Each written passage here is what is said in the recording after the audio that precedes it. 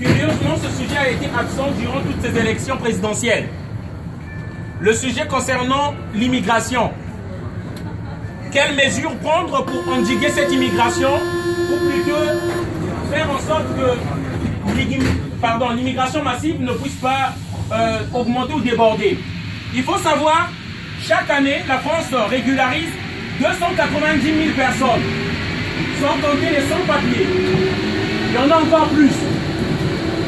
Est-ce que, la question que je me pose, est-ce que la France a pour vocation d'accueillir la misère du monde? Est-ce que la France va continuer comme ça? Que l'immigration soit toujours en constante augmentation? Alors, il faut savoir une chose. L'immigration est due à cause des dictateurs qu'on impose dans certains pays africains comme le mien par exemple.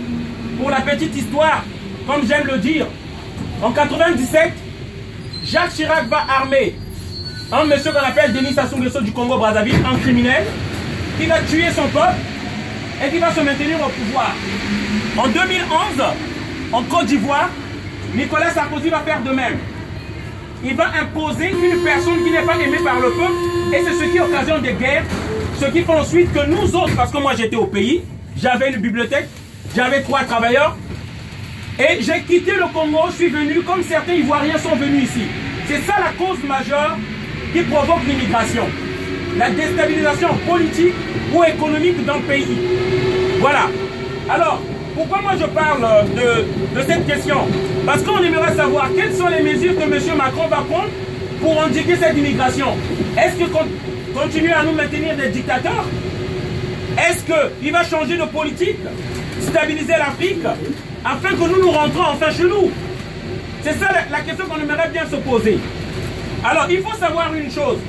En France, il y a une oligarchie, ce n'est pas une démocratie, comme on nous le fait comprendre toutefois. La démocratie, comme certains le savent déjà, démos, ça vient du grec. Démos veut dire peuple, kratie veut dire pouvoir, donc le pouvoir du peuple. Si vraiment on était en démocratie en France, toutes les lois, c'est le peuple qui voterait ces lois-là. Lui-même le peuple. Pourquoi je dis c'est une oligarchie?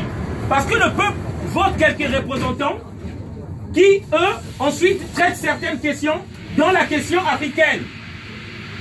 Et c'est pourquoi cette minorité-là, cette oligarchie constituée de députés, parfois votent des lois pour se protéger entre eux. Et la question concernant l'immigration et l'Afrique, surtout notamment mon pays, est parlée à huis clos. Les Français ne savent pas ce qui se passe réellement. L'immigration est due à cause de la déstabilisation de l'Afrique.